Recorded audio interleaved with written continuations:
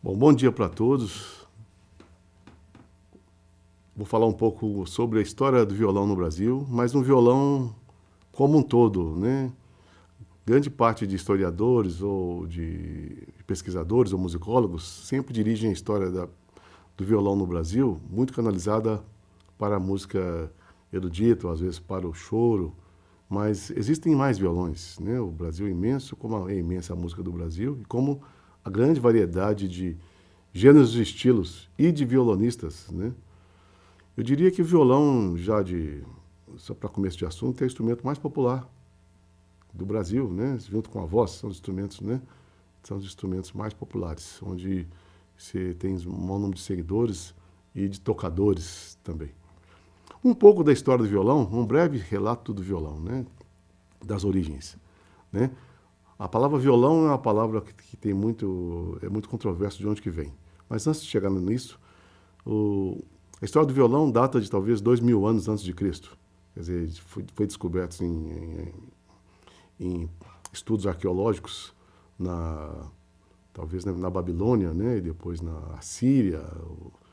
É em barro, uma escultura em barro de figuras tocando um instrumento, né, mais ou menos em formato de 8, né, um pouco mais, com menos cintura, de fundo chato, com um braço, resquício talvez de um braço com 2 ou 3 cordas, parecido com violão. Né? Isso aí então seriam o vovô do violão, o vovô do vovô do vovô, antepassados, né, do violão. Aí depois temos o nome, a palavra guitarra, que violão é a palavra falada só no Brasil. Fora do Brasil é guitarra. Talvez venha de quetara, né? Que era da lira, depois veio da cítara, né? E esse nome vem da Grécia.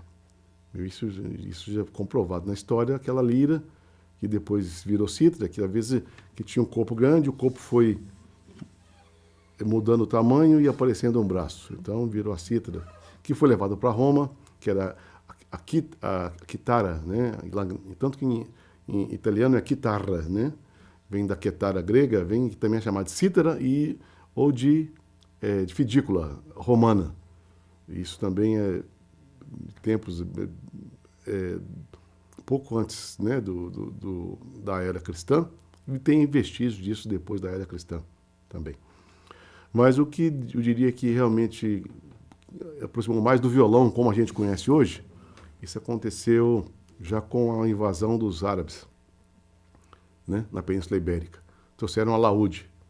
Né? Então, esse alaúde árabe, que pode ter vindo de várias regiões dos povos árabes, o alaúde, que era em formato de pera, né? Tinha várias cordas, e que logo, quando chegou na Renascença, chegou no período barroco, foi largamente utilizado. Né? Inclusive por grandes compositores, como Johann Sebastian Bach, Silvio Leopold Weiss, Antônio Vivaldi, né? E antes disso, na Renascença, né, pelo John Dowland, que era um músico inglês fabuloso, que é um dos grandes pais da música moderna do violão. Para quem não sabe, John Dowland que fazia música para Shakespeare. Então, são contemporâneos. Né? Então, e eu vou mais além, que a música do John Dowland, até o jeito das canções, que ele fazia canções para serem cantadas, né, tem muito a ver com o jeito que os ingleses cantam até hoje. Sting, John Anderson. Se vocês ouvirem um pouquinho da música de John Dowland, vocês vão ver de onde que vem a música inglesa. Né? E, ao mesmo tempo, também, na Península Ibérica, nos espanhóis, é dito que tinha um instrumento, não sabe se derivado do alaúde ou de outros instrumentos, tinha a vihuela, né? Que Vihuela, vihuela, que é viola. Né? Então, se fosse traduzir isso, não tem tradução, mas seria, né? O em espanhol transforma em O. Então, seria a vihuela. Tiveram grandes vihuelistas, né? Que inclusive o Luiz Milan, por volta de 1500, tudo no período da Renascença, onde esses 2 instrumentos, alaúde e vihuela. O alaúde viveu até mais que a vihuela, né? E depois também apareceu a guitarra renascentista, que já era uma guitarra um pouco maior do que a vihuela e do que o alaúde, já tinha formato em 8 e tinha as cordas duplas, né? na minha opinião, a origem da viola caipira está aí, né? As cordas duplas, que eram chamadas de ordens, né? E tem, inclusive, Stradivarius chegou a fazer uma guitarra renascentista. Tem isso em museus, tem, né? Tem fotografias, eu mesmo vi. Quando fui à Europa, fui num museu, em alguns museus na Europa de instrumentos, eu cheguei a ver esses instrumentos antigos, a laúde, a vihuela, vi também a guitarra renascentista. Todos os pais do nosso violão, né? E para esses instrumentos tiveram muitas composições. Depois, esses instrumentos que tinham afinações variadas, precisas, não tinha igual essa aqui do violão, né? Mi, Lá, Ré, Sol, Si, Mi. Não tinha, tinha afinações que variavam de país para país. Então, tanto do alaúde quanto da vihuela, que era mais espanhola, né? E também há indícios que tinha tido uma guitarra moura, né? E isso tão... Isso eu estou dizendo que eu vou explicar logo depois. Qual a função que tem o século XX, o final do século XIX, começo do século XX, no violão e para a música mundial como um todo. Enfim, esses instrumentos são todos pais do violão. E o violão, como a gente conhece hoje, só para não estender muito, levaria muito tempo só para contar a história antiga do instrumento, né? São muitos milhares de anos e entre alaúde e vihuela tem pelo menos, através da Renascença, que a música começou a ser escrita, né? E, aliás, só para explicar um negócio, a música de alaúde era escrita através da tablatura. O roqueiro pensa que é moderno tocando tablatura, a tablatura tem pelo menos 500 anos ou mais. Então, não é coisa nova, né? Eu fui no museu em Praga, eu vi muita tablatura. Eu mesmo trouxe um livro de tablatura antiga, né? Então, as cifras vêm daí. As cifras, né? As letras, né? C, de C, né? Dó, D, Ré, Mi, isso vem das cifras. Então, a partir das cifras, as letras vêm daí. Eram as afinações que se faziam. Então, isso é só mais um dado nesse mar de histórias, né? O violão começou a ter uma forma, reduzir umas cordas a partir do final do século XVII, final do século XVIII, onde já tiveram grandes compositores, né, que fizeram música, porque a música de tradição oral se perdeu. Quem fez música só, né, e não escreveu, não tinha uma escrita que guardasse, mesmo sem tablatura ou não, perdeu. Mas Fernando Sor, Mauro Giuliani, Matteo Cacassis, tudo no final do século XVIII, começo do século XIX, já tem uma ampla literatura para violão, que serviu de base para a formação da técnica erudita de violão. Era um violão um pouco menor do que esse, tinha as tarraxas, as cravelhas, tudo de madeira, né? As cordas possivelmente eram de tripa de carneiro, né? E algumas cordas eram encapadas. Então, o nylon só foi descoberto, né, no começo do século XX, talvez 1910, 911, né, por Dunlop, né, desenvolvido o nylon. Então, as cordas de nylon são muito recentes. Então, era chamada, tanto que em Portugal, as violas eram chamadas de violas de cordas de arame, né? E chegando em Portugal, falando das violas, né, principalmente as violas braguesas, as cordas eram vendidas por metro. Eu mesmo fui numa loja antiga em Portugal que vendia corda por metro. Me dá 10, me dá os 5 metros de ré e de sol, que mais rebentam. Então isso é muito interessante, né? Um pouco dessa história. O violão, como a gente conhece hoje, apareceu na Espanha em torno de 1860. Então o violão é um instrumento novo, 150, 160 anos, nessa forma, né? Que o alaúde chegou a ter, sei lá, vihuela, 12 casas, ou guitarra também. Só 12 casas. O violão tem 19. Então, um violão com 19 casas, 6 cordas, esse formato bojudo, com mais som. O violão sempre foi um instrumento de som muito frágil, muito tenro. E tem a história que é um luthier chamado Antônio Torres. Antônio de Torres, que já fez o violão nessa forma que a gente usa até hoje. Então, e a partir daí, o violão começou a ganhar um pouco mais de som, e além de ser chamado de instrumento de bandido, de vagabundo, de cigano, que, né, os flamencos usavam muito, então, até que o próprio Francisco Tárrega, o compositor, começou a fazer transcrições. Transcrever né, o violão caiu um pouco em desuso, que no século XVIII, final do século XVII, começo do século XVIII, inventaram um instrumento que dominou a música sendo erudita, chamado pianoforte, que antes do piano não tinha o piano. Então tinha instrumentos, tudo era o cravo, né? O órgão, que era só em igreja. Então os instrumentos todos, a evolução da construção dos instrumentos levou também a... Né? O violino já tinha, já tinha na vida existido o Stradivarius, então já tinha instrumento de alto nível, né? No caso das cordas, que evoluíram depressa até para a sua própria escrita, né? E o violão, então, ficou um pouco, né, não foi esquecido pelos grandes compositores. Se você procurar na música erudita tradicional, Beethoven, Mozart, não tem, quase não tem resquício de obra para violão. Nesses Haydn, né, Handel, só depois, então, no século XIX, com essas transições, Francisco Starrer, que codificou no livro também técnicas, desenvolvendo arpejos, escalas, modificando tudo, como estudar, e que o violão teve um grande desenvolvimento. E no final do século XIX para o século XX, nasceu um grande violonista chamado André Segovia, que colocou tudo isso debaixo dos dedos. E aí aconteceu um fato que mudou a música mundial para sempre, em todos os seus estilos e gêneros, que é a gravação.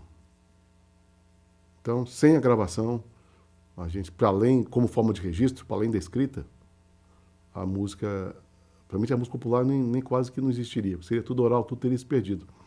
Então, a gravação salvou a música popular e a música como um todo, como registro, como documentação, né?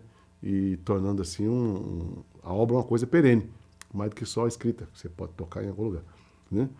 As gravações, um dos grandes, os caras que mais contribuíram para a gravação é o inventor, inclusive da nossa querida lâmpada elétrica, Thomas Alva Edison, que registrou mais de 2.000 invenções. Ele inventou, né, tanto o fonógrafo como também o gramofone. Além, né, então isso é um dado, né, tanto que no Brasil tinha a Casa Edison, né, que foi uma das primeiras casas de gravações. Eu tenho algumas dessas gravações, né, que tem a Biscoito Fino, que o projeto com a Petrobras recuperou as gravações no Brasil de 1904 a 1951, em 14 CDs, os quais eu tenho uma história e tenho os discos. É uma raridade para a gente, né? E, na verdade, quem trouxe isso para o Brasil foi um tcheco, né? Na verdade, quem trouxe as gravações para o Brasil foi um tcheco, que ia para os Estados Unidos, parou aqui, para nossa sorte, e começou a gravar as coisas. E as pessoas não podiam ouvir. Só que ouvir era igual você ir no jukebox, você pagava para ouvir, que ninguém podia ter. Os aparelhos eram primitivos, e para viajar não tinha onde você pagava para ouvir uma canção e tal. Né? Até a invenção outra invenção, que é a invenção do disco. Mais tarde, mas é outra história, não vou contar, porque vai misturar muito com o violão. Mas estou dizendo que a gravação mudou a história das músicas. Então, passou a ter as gravações de violão. O Targa mesmo parece que não tem gravação dele boa, não tem nenhuma que sobreviveu. Já o Segovia pôde aproveitar isso, e a partir daí o violão entrou para as salas de concerto, ainda com muito preconceito. Diga-se de passagem que até hoje, né? Até hoje, vamos chegar nisso. Bom, falando do Brasil, o Brasil, as violas vieram para o Brasil, a viola portuguesa, a palavra violão talvez derive de viola, que é um violão, uma viola grande. Essa é a minha teoria, não tem. Essa é uma coisa cultural, onde essa criança não tem pai. Quem que deu o nome, quem foi que fez, ninguém vai saber. Não há registro disso. Né? Então, violão, viola talvez tenha vindo de vihuela, e as violas portuguesas, que para mim é uma derivação da guitarra renascentista, né? Os jesuítas trouxeram para o Brasil a viola caipira, né? A viola, que aqui chamou viola caipira depois, com o tempo, porque ele veio para o interior, né? Ele virou uma coisa rural, né? E foi também para as capitais, é lógico.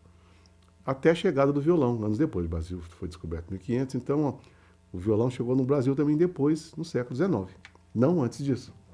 Então, tanto que o samba de roda, que nós conhecemos, era feito com viola caipira. Viola caipira e palma e percussão, né? Então, quem quiser ouvir, é só ouvir Dona Edith dos Pratos, a baiana, né, que fez uma gravação. Isso tá no Spotify, pode procurar lá.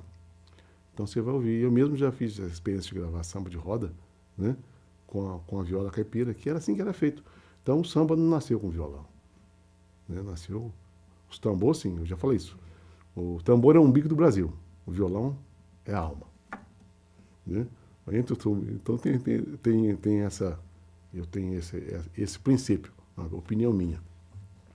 Então o samba mesmo era feito com, ou às vezes só com instrumento de percussão, palmas, daí o nome cozinha. Usava prato, colher, tudo aí, dona de as coisas. Os escravos não tinham. Que instrumento que tinha? O samba nasceu na roça mesmo. O samba é rural, né? E isso, as canções feitas para viola, depois até que entrou o violão. E o violão chegando aqui no século XIX, e na verdade o foco cultural do Brasil era um pouco mais entre o Rio de Janeiro e São Paulo mesmo, mais o Rio que São Paulo. O Rio porque é a capital do Brasil, né? E a corte morava no Rio. Então, essa é a função, importância do violão na chegada. E o violão começou a juntar com instrumentos que vieram com a corte. Que era flauta, clarineta. E esses instrumentos todos vieram junto com a corte de Dom João VI. Fugindo do Napoleão, né? Fugindo do perigo, para nossa sorte, Dom João VI veio e mudou o Brasil. Né? Pelo menos é na terra de ninguém, abandonada desde o descobrimento. Como você tem uma pessoa tem uma corte aqui, e aí que o Brasil começou a andar. Né? Então, a partir de 1808, o Brasil teve isso. Se você fala de música, você fala de cultura, você fala de história, de geopolítica, não tem como. Uma coisa é reflexo da outra. Então, a cultura chega antes de tudo. Né? Então, e ela é que promove o resto. Né? Então, isso até é só para ilustrar. O samba é dado como o maior agregador de classes sociais. E não a política, não a economia. Porque juntava o negro, o branco, o mestiço, o índio, o mulato. Subia ou descia o morro para tocar, para encontrar, aí para se fazer música. Então a cultura chegou antes, promoveu a grande, na minha opinião, né, nas pesquisas que já fiz, né, essas coisas, não existe nenhuma verdade absoluta. Né? São reflexões sobre esse assunto. E isso, eu creio que a música, o caso que mudou essa mescla social, né? A mistura social. O violão, então, ele começou a trabalhar com pandeiro, com flauta, com cavaquinho, às vezes clarineta, e com um modo, e os negros, mestiços e mulatos, talvez alguns brancos no meio, né? Começaram a tocar uma música de estilo chorado, de onde nasceu o choro. Né? Então, os instrumentos, né, o violão, que era usado também não só como instrumento solista, mas como instrumento de acompanhamento. Em função de ser mais barato, porque o instrumento da classe rica, da classe média, era o piano. Mas o piano não tem a mobilidade do violão. E nem é tão barato. Então, o violão tornou-se popular no Brasil, creio que por esse motivo, pela sua mobilidade e pelo custo, que facilitou a sua difusão. Qualquer um pode ter violão. Qualquer um pode tocar violão. Qualquer um pode tocar violão. Então, isso pode ter no violão. Então, isso é muito importante, se diga do violão. Enfim, com a corte veio também ritmos. Né? Então, com a corte veio o quê? Veio a valsa, a mazurca, a polca, o shot. O shot não é brasileiro. Né? O shot é escocês germânico. Né? Scotch. Né? Se você vê a palavra, né? É shot. Né? Cheio de...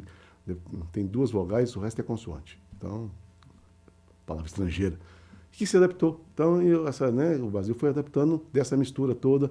Veio também a habaneira, veio o tango. Né? Você tem o tango andaluz, né? E tem o tango argentino, que nasceu um pouco antes do samba aqui. Né? Tá vendo? Um pouco samba. Então, essas influências todas influenciaram até que surge um ritmo brasileiro chamado machixe, aí começa a ter os violões, as coisas que ligado. O violão é usado para isso tudo. E é um instrumento também mais coadjuvante. Falando dos compositores, né? Tem-se alguns compositores do século XIX, talvez o que nasceu, um dos mais importantes, é o João Teixeira Guimarães, que é o nosso famoso João Pernambuco, né? E é autor de choros. Eu vou dar só um exemplo aqui.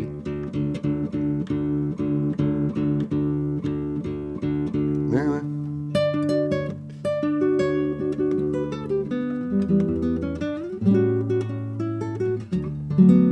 Sons de Carrilhões, isso é do João Pernambuco, é um clássico, né? Esse cara tornou-se até hoje tocado na música erudita. Mas não é nada, tem nada a ver com ele, nunca fez música erudita, quer dizer, de tal a beleza, tal sofisticação das suas obras, dos seus choros todos, da sua harmonia, né? Que isso foi agregado ao repertório.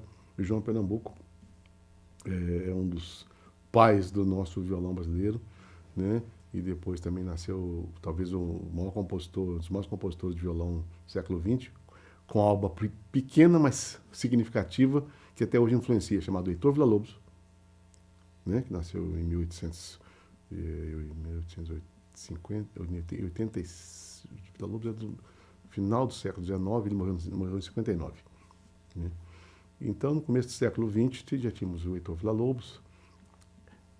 Diz também que dizem, né, a história diz, os registros, um violonista chamado Joaquim dos Santos, que também tem composições, talvez tenha gravações, e talvez porque a primeira gravação foi feita por um engenheiro, que era violonista, chamado Clementino Lisboa, né? Eu não tive tempo de averiguar se essas gravações existem, onde que estão, né? E a partir daí o violão começa a ter, né, vários compositores. A chegada do uruguaio Isaías Sávio ao Brasil, né, para o estado de São Paulo. Esse uruguaio, ele mudou a história do violão erudito no Brasil, porque ele criou o conservatório, né, a cadeira de violão no Conservatório Dramático de São Paulo, né, criou uma metodologia. Eu estudei pelo método Isaías Sávio, inclusive, tem as primeiras escalas, aprendi a fazer escalas estudando Isaías Sávio, né? Tinha as escalas do Segovia, tinha as escalas do Isaías Sávio. Então, a gente estudou tudo isso. Com esse vieram outros, né? Agustín Barrios, que é um paraguaio, esse tem as suas obras mais bonitas para violão que eu já ouvi. É um compositor também fabuloso, era um índio, Mangoré, ele era índio mesmo, um guaranizão. Cara, e um violonista né? Tem uma música muito bonita, deixa eu tentar tocar só um trechinho dela aqui.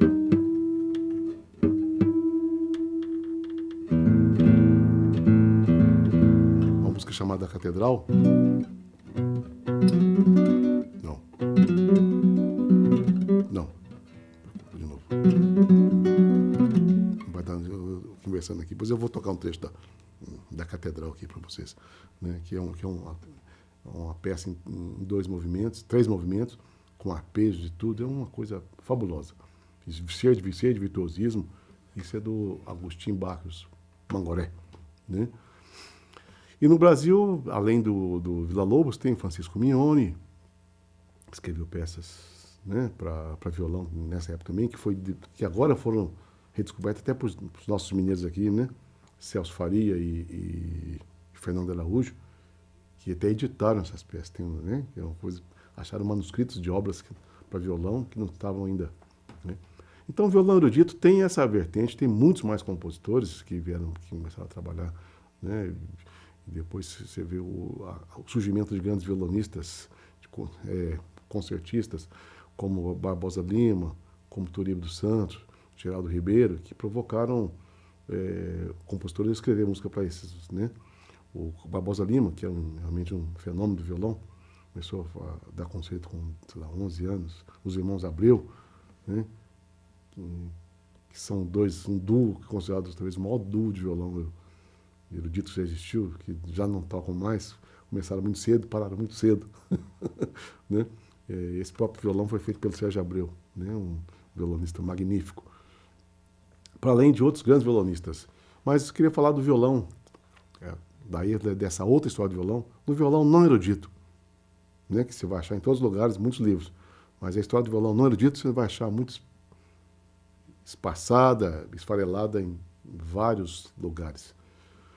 Eu diria que a música popular brasileira, a grande música que influenciou a música erudita, até do Villa-Lobos, que depois eu toco um Villa-Lobos, que é a minha maneira, é claro.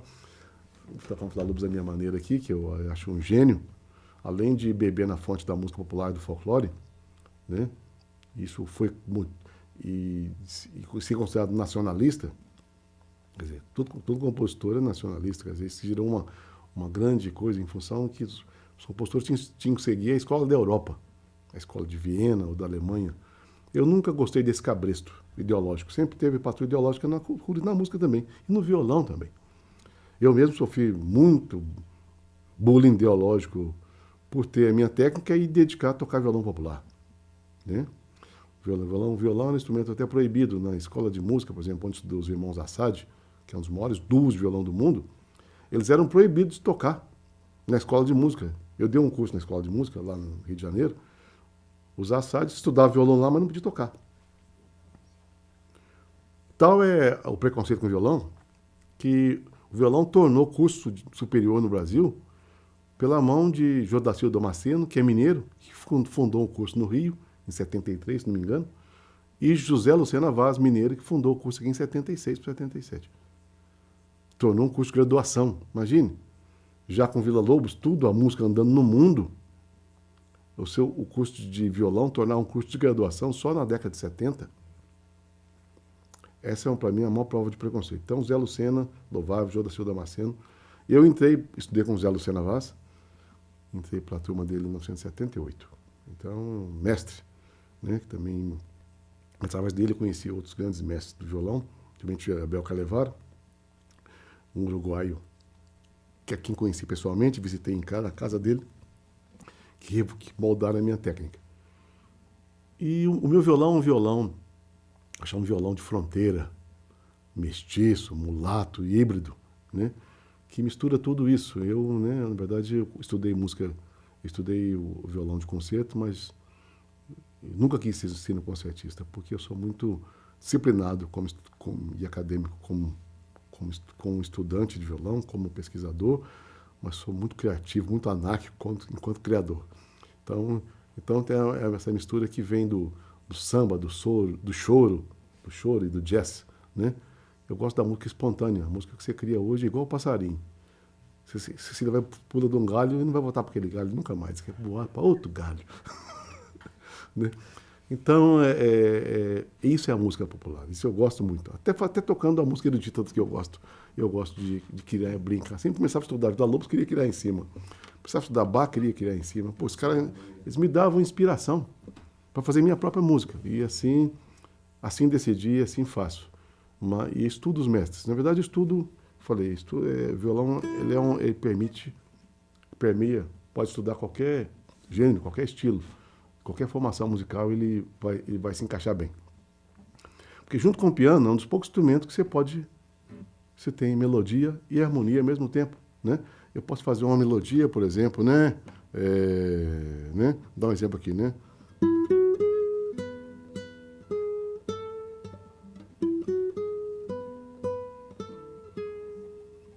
Isso eu posso fazer, né?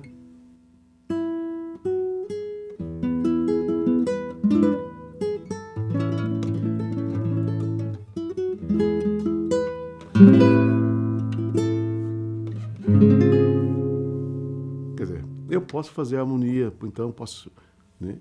E, além disso, eu posso até cantar. Então, quer dizer, me permite fazer várias funções, acompanhamentos, solo, né, entrar como instrumento de naipe, fazendo melodias, e isso facilita o facilitador do violão. E na música popular, o fato dele ser mobilidade fácil, foi para os compositores, é talvez o instrumento mais usado pelos compositores, principalmente na virada do século XIX e até o século XX, até hoje. Né? Até a invenção de outros instrumentos, como a guitarra, né, os instrumentos eletrônicos, né, mas até hoje o violão tem essa é uma grande legião de seguidores e tocadores. Então, a música popular brasileira que nós amamos, né, desde Pixinguinha, que nesse caso tocava flauta e depois veio tocar sax e um pouco de piano, né, mas os demais compositores, como Noel Rosa, Cartola, né, Dorival Caymmi, Ari Barroso era pianista também, então se separando desses ali, né, Lupicínio Rodrigues, só para lembrar. Não é? Depois você pega até a partir dos anos 40, 50, você tem, né, o Tom Jobim também era pianista, mas você tem o Baden, você tem Luiz Bonfá. Então, a listagem de compositores, Assis Valente, todos eles tocavam violão. Né? Com a chegada da Jovem Guarda, da Bossa Nova, ou guitarra violão, você vê toda a Tropicália, Milton Nascimento, no Clube da Esquina, o Caetano Veloso, Gilberto Gil, Edu Lobo, todos violonistas. Né? Então, todos eles... Né? E nesses violões todos, temos ainda o violão do João Gilberto, que Em 1959, em 58 gravou com a Elisete Cardoso, em 59 gravou o seu disco. Então, essa data da Bossa Nova tem essa confusão, 58 ou 59? 58, o João Gilberto gravou o disco, a canção Chega de Saudade, no disco Canção do Amor Demais, da Elisete Cardoso, cujo arranjador era Tom Jobim, que o convidou. Com isso, o João Gilberto, que fazia parte de um grupo vocal, inclusive, de cantava. Né? Eu até esqueci o nome aqui do grupo aqui, o João Gilberto. Ele começou a fazer a carreira solo. E a partir lançou o disco. Lançou um disco, né? No ano seguinte. Né? Onde apareceu a palavra Bossa Nova, inclusive, né? Pela primeira vez, em 1959, na música Desafinado. São violões únicos, né? Então, esse violão de acompanhamento, que era um violão que, no meu entender, assim eu converso com quem trabalha comigo, com quem já, meus aprendizes, não chamo de alunos, aprendizes, né? O violão, ele reduz não só a orquestra, em função de fazer harmonia e melodia, mas reduz a bateria e a percussão também. Então, você faz essas funções, né? E eu até brincava com meus alunos, com meus aprendizes, que às vezes, em certos momentos, você teria que usar o método Michael Jackson de aprendizado. É fazer o beatbox. Né? Se eu vou fazer um samba, né? Tac, tac, cat, cat, cat, cat, tac, tac, cat, cat. Se é o tamborim, eu vou fazer o surdo. Tac, tac,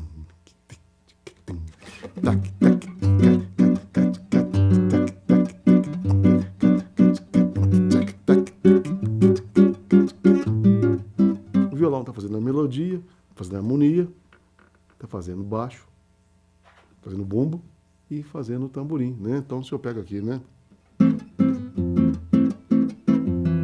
Se você disser que eu desafino amor, saiba que isso em mim provoca imensa dor. Aí vai. Então, ninguém sabe como é que funcionou a cabeça do João Gilberto para ele chegar nessa batida. Mas nada me tira da cabeça que foi a fusão do tamborim e do surdo, né? A batida mais simples da bossa nova, que é, né?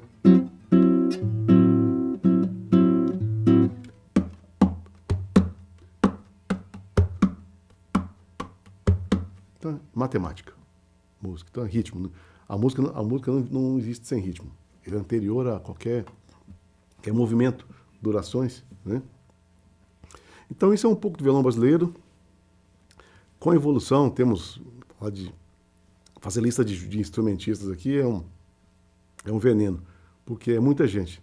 E cada um valoriza outro. Né? Além disso, eu queria valorizar aqui também um grande violonista, guitarrista, chamado Antônio Maurício Horta, Toninho Horta, que também tem muito inovador, né? Que também todos nós temos influências dos mestres do passado, e o Toninho também, eu diria que são novas vertentes, né? Como Toninho Horta, Delmiros, que são novas vertentes do violão. E Minas Gerais é uma terra de violonistas e guitarristas, né? Entre os quais me incluo, né? Dois antecessores meus aqui, que eu gosto de falar, 3 antecessores, né? Que é o Chiquito Braga, que é um violonista e guitarrista de alto nível, Toninho Horta, Joás Moreira, são parceiros, já encontramos nos palcos tocando música, e depois a gente tem muitos outros, né? Entre os jovens temos violonistas como o Rafael Rabelo, temos o Yamandu Costa, temos o Alessandro Penese, temos o pessoal do Trio Dalma, o Ulisses Rochas do Dalma, e tem o Maurício Carrilho no Rio de Janeiro, né? E uma variedade de grandes artistas. Então, eu citei alguns aqui, mas tem outros de igual importância. Marco Pereira, que tem um trabalho magnífico, não só como violonista, mas como pesquisador, né? E como escrevendo a história do violão, pesquisando seus ritmos, os ritmos brasileiros, né? Então, é uma missão, não, né? É mais do que ser um violonista, é uma missão que envolve uma série de caminhos a seguir, e o violão brasileiro é único. Em 1994, eu fui convidado ao Festival Internacional de Guitarra, concurso e festival de guitarra em Cuba, a convite, né? E onde um dos patronos era Léo Brouwer, que é um dos maiores compositores do violão do século XX. Léo Brouwer, cubano, né? Que também revolucionou a escrita, são os compositores mais originais, assim, no século XX, Villa-Lobos de um lado e Léo Brouwer do outro. Temos os espanhóis, como Joaquim Rodrigo, são grandes compositores, mas esses dois são, o fato de ser um cubano e um brasileiro, que mudaram muito um pouco do vento da escrita e da técnica, né, das inovações para violão em função da música popular que eles ouviram, né? E o Léo Brouwer teve muita influência além da música caribenha, da música africana e também de outras músicas que ele estudou. E o Léo Brouwer me disse o seguinte, olha, eu tive com ele, eu acabei sendo assistente dele em 2 masterclass que foram importantíssimos para a minha vida, né? Tocamos juntos Full on the Hill, que ele ama os Beatles também, como eu. E ele falou o seguinte, ó, existe violão no mundo, um violão do mundo, né? E o violão do mundo tem dentro do violão mundial, universal, né? Tem violão latino, que é diferente dos outros. Dentro do violão latino, vamos falar que tem o violão espanhol, onde tem a música flamenca e a outra música, né? Existe o violão brasileiro, que é muito diferente. Porque o violão espanhol, o violão flamenco, é muito arpejos, rasqueados, muitas coisas, né? Você pode, né?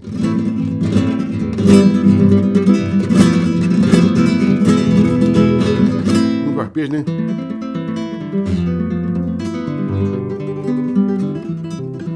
Trêmulos, coisas assim, só para dar uma citar, né? Escalas velozes, né? Mas e o violão brasileiro tem essa coisa que às vezes era o que vinha com o choro, sim. Mas com o evento do acompanhamento, vem essa coisa da placa. Não tem em lugar nenhum, né? O violão dos americanos, tudo que era chamado de seção rítmica, era paletinha. Não tinha essa coisa de fazer essa...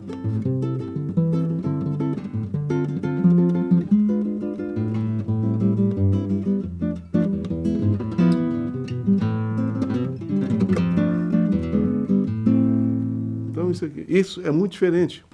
E outras invenções. Então, o violão brasileiro é um violão original, único, cheio de mesclas, né? E que permeia tudo. Então, é um violão sem fronteiras. Na verdade, né, dentro do politicamente correto, que eu não gosto muito, não se pode falar mestiço, que é um violão misturado, sim. Um violão híbrido, né? E que hoje permeia até as composições, tanto eruditas, às vezes tem composição criada por músicos não eruditos, que é erudita demais para ser popular, né? E tem composições eruditas que são populares demais também. Então tem essa coisa, né? Essa coisa. O Villa-Lobos dá um exemplo, né? Dos seus prelúdios, né? Vou tocar só o começo de um, que é o prelúdio, né? Do prelúdio número 1.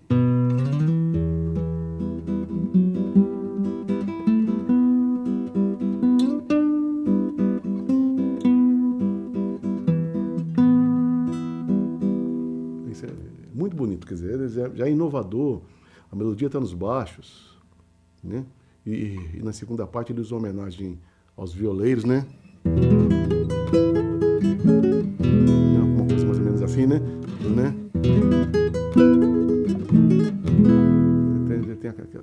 Tinha essa influência da música dos violeiros, tanto e os seus estudos, que trabalha com outras técnicas diferentes, com arpejos muito diferentes, usando...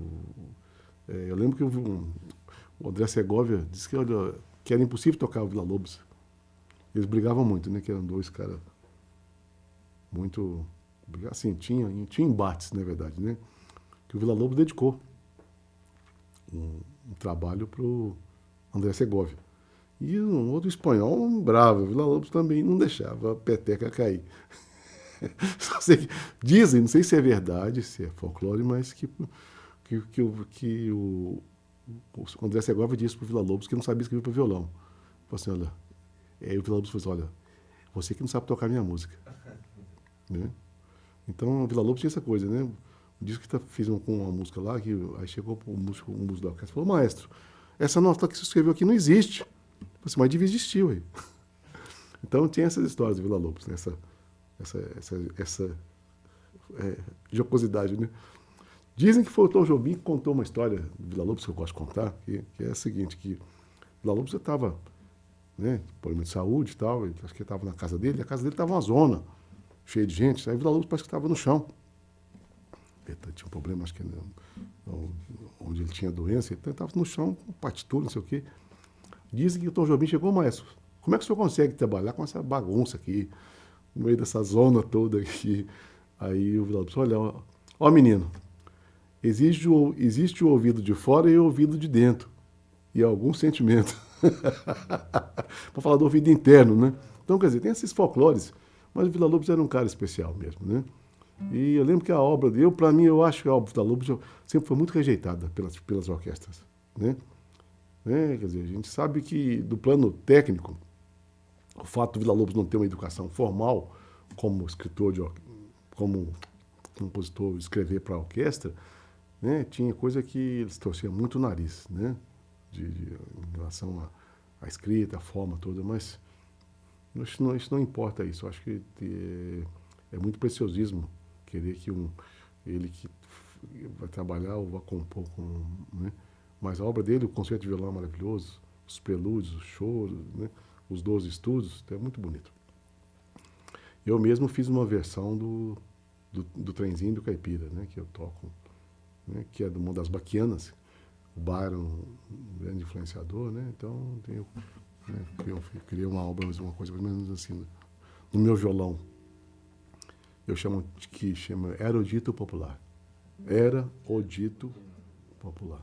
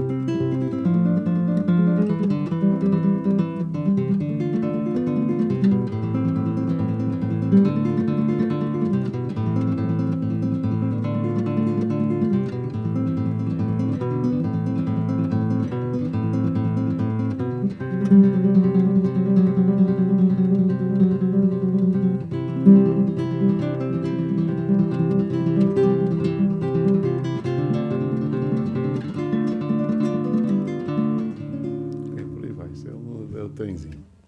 É muito grande, né? Mas, então, isso é uma adaptação de uma obra sinfônica, uma adaptação livre de um trecho da Baquiana, do Villa-Lobos, né? E que veio a ser tocado, gravado em todo mundo, como Trenzinho do Caipira, né? Então, quer dizer, é uma canção, né, totalmente sentimental, né?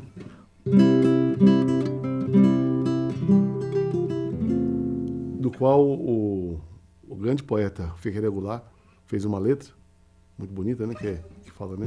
Lá vai o trem com o menino, lá vai a vida rodar, lá vai ciranda e destino, cidade e noite a girar.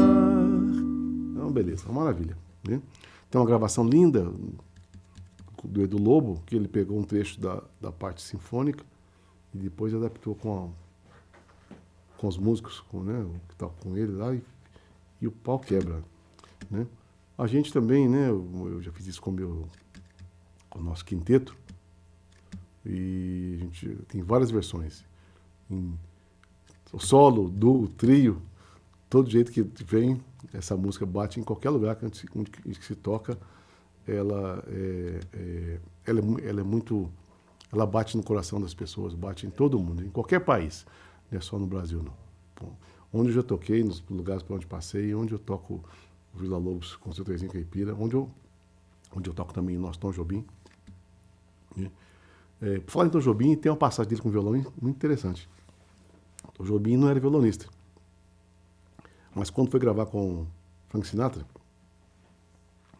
os americanos não admitiam aquela coisa de Latin lover, Latin lover, tocar piano. Então, Tom Jobim teve que aprender a tocar violão. Se você pegar bem um dos vídeos do Frank Sinatra com Tom Jobim, ele está tocando violão. Então, Tom, em pouco tempo, ele aprendeu a passar algumas canções, a harmonia para o violão. Não sei quem foi que passou essa coisa para o Tom. Eu acho que ele já tocava o violão. Tem que pesquisar mais sobre a biografia dele. E o Tom então, apareceu com o violão. Né? Só para encerrar um pouco desse assunto, que eu falei de um modo genérico, não falei de modo cronológico, mas falei de pessoas importantes. Falar do Baden Powell também, que é um gênio, cara que mudou o violão brasileiro também, mudou muito, porque além do Baden de tradição de aprender choro, além teve de influência da música erudita, que ele gostava muito, além de ter influência do jazz, que também ele gostava muito, ele criou ainda, foi visitar, conhecer a música dos terreiros, e criou os afro-sambas, e criou, né, uma variedade de obras, um violão pautado pela rítmica, pela inventividade, pela força. Né? Eu diria que eu tenho muito do Baden, mesmo. Né? Leonino, aliás, 6 de agosto, que, né, foi ontem, é aniversário do Baden. Se estivesse aqui, né? Leonino, como eu, que daqui uns dias também farei aniversário. Então, esses leões bravos. E o Baden, ele tinha uma história, encontrei com ele uma vez em Belo Horizonte, e por sugestão de um empresário aí, eu liguei para o empresário e fui falar com ele, e falei com a mulher dele antes, falei assim, olha, o Baden é muito sistemático. Então, se ele não quiser conversar, ele vai falar na lata. Ele é franco. Falei, tudo bem, eu sei a fama do Baden, não tem problema nenhum. Aí fui no hotel, falar com o Baden, ele estava no hotel Normandie. Aí cheguei lá, o Baden, cumprimentei o Baden, prazer conhecê-lo, sou um seu fã, gravei músicas suas, né? Eu tinha feito meu disco, tinha feito 2, né? Tanto o Cordas de Coração, que gravei na bemol, né? Como o Vinícius nas Cordas de Gilvan, que também foi gravado na bemol, né? E depois tornou-se um CD, um dos primeiros CDs feitos em Belo Horizonte, que já tinha várias peças do Baden. Eu falei, eu queria te mostrar como é que eu toco suas canções e tal. Menino, vamos marcar, você gosta de feijoada? Eu gosto, Baden. Então assim, vamos marcar, vamos comer lá no Chico Mineiro, né? Tinha um restaurante chamado Chico Mineiro aqui, então, marquei, fui lá, né? Almocei com o Baden e tal. Aí me fez umas perguntas, fiz uma pergunta de música, e a primeira pergunta que ele me fez foi assim, menino, tu conhece o Meira? Eu falei, claro, seu professor. Ganhei o Baden. Aí comecei, tudo que ele me perguntava de música, ele achou, como diz, né? Achou um osso duro respondi as perguntas dele, estava assim, você tem show hoje? Eu tinha show no mesmo dia, com o Penabanco Chavantinho, e ele tinha um show dele. Meu show era no Teatro Alterosa, e o dele era no Teatro Cidade. Bom, você olha, depois dos shows, né, você passa no teatro, eu esperar, nós vamos encontrar de noite, leva o violão. Bom, foi, assim, já melhorou a coisa pro meu lado. Fiz o meu show com o Penabanco Chavantinho, eles foram embora, foram dormir e tal. Eu passei lá no Teatro Cidade, o show do Baden estava rolando ainda. O show do Baden era grande, durou umas 2 horas e meia. E o show do Baden era interessante, a formação, que era violão, e a gente brinca, né? Era violão e 2 ou 3 ritmistas, né? Que a gente chama de percussionista. A gente brinca com os percussionistas com essa história toda. Né? Então, era uma bateria sem bumbo. Entendeu? Uma bateria sem bumbo, era chimbal, caixa, tom-tom e prato, sem bumbo. Né? Isso é interessante. A gente tinha um cara que tocava, às vezes, um pandeiro, outra coisa, né? E não tinha. Para ele ficar livre mesmo na baixaria, para não embolar. Então, e foi um showzaço. Acabou o show, ele falou no respeito dentro do show. Gente, eu conheci um menino aqui hoje e nós vamos nos encontrar, eu e ele, mas só nós dois. Nem vou falar onde que é. Então, foi assim. Aí fomos pro Chico Mineiro, levei violão, ele levou dele, a gente jantou, né? E a Carminha estava presente, né? Além disso, tem da minha família, né? E o pessoal do Baden, empresário que ele nos convidou. Acabou, ele passou um pouquinho e ele abriu o violão, tocou umas coisas maravilhosas, tocou coisas que ele aprendeu com o Meira, tocou coisas que ele ouviu do Pixinguinha, que ele nunca tinha gravado, mostrou para mim um violão, foi um negócio de chorar. Aí, um certo tempo depois, ele pediu para eu tocar. Aí eu toquei. Toquei berimbau, passei ao Baden. Eu gravei o berimbau, mas eu não gosto de copiar nem de repetir. Então, fiz uma outra história com o berimbau. E mostrei o berimbau, fiz ao Baden Powell, que é mais ou menos assim, né?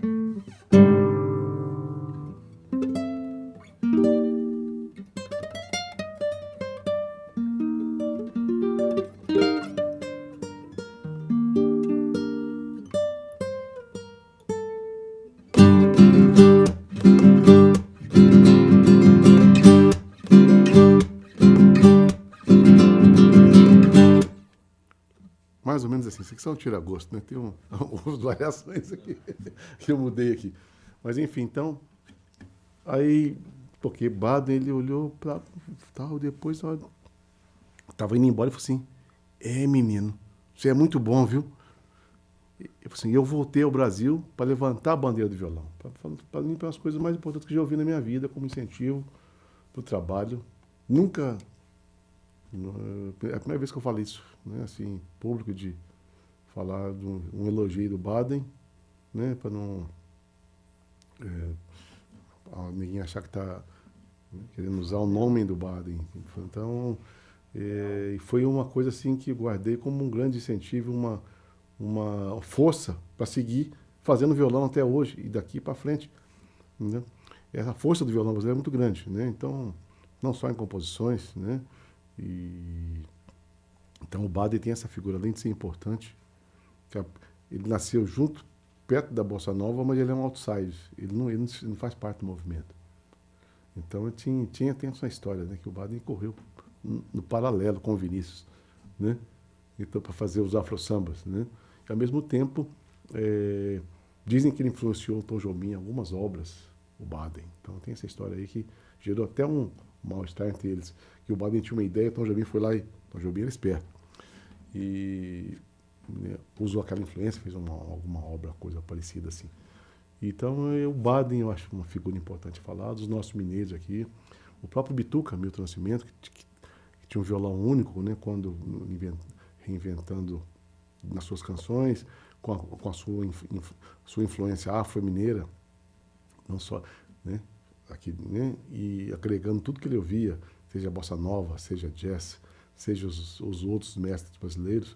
Então, o Bituca também tinha um violão muito interessante, né? Eu vou tocar só um trechinho aqui do Milagre dos Peixes, onde ele mistura a melodia, faz o texto. Ele tem até influência, até de segundo dizem, de Vila Lobos, de botar de deixar uma corda pedal e uma nota de pedal e um acorde andando, né? Isso aí, ninguém diz que é comparar o Bituca contra Stravinsky, eu prefiro comparar com Vila Lobos.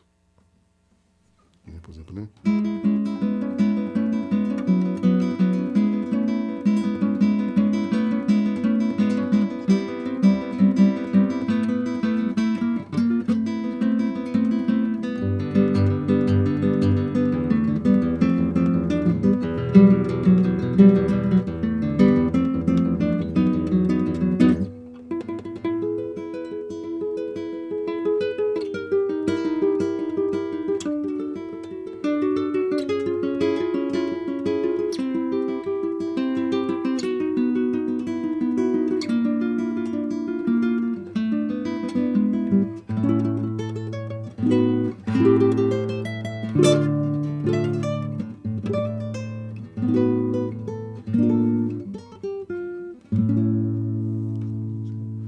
Cantares dos Peixes, maravilhoso. Cheio de variações rítmicas e tal.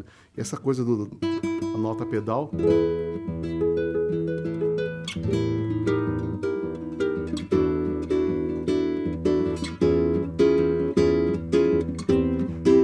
Né? Se você pegar o Villa-Lobos, né? Que fez, né, aquela parte, né? Vai andando.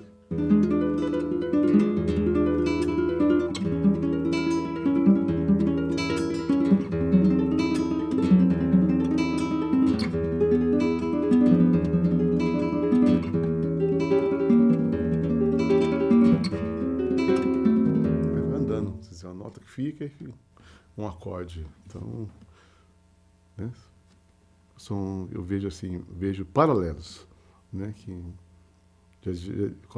Isso já dizia Stravinsky, que na verdade todos os compositores inspiram, às vezes influenciam os outros, né, de uma forma que um dia é guardado no seu ouvido, né, dentro da sua mente, no seu consciente e inconsciente, um dia desce misturado de uma outra forma. Né? Então eu digo que as melodias que compõem às vezes vêm de lugares ou de incentivo de coisa que eu já ouvia há nem sei quanto tempo. E aí a gente faz esse blend, essa mistura, né, para gerar essa nova bebida, essa nova música. É isso.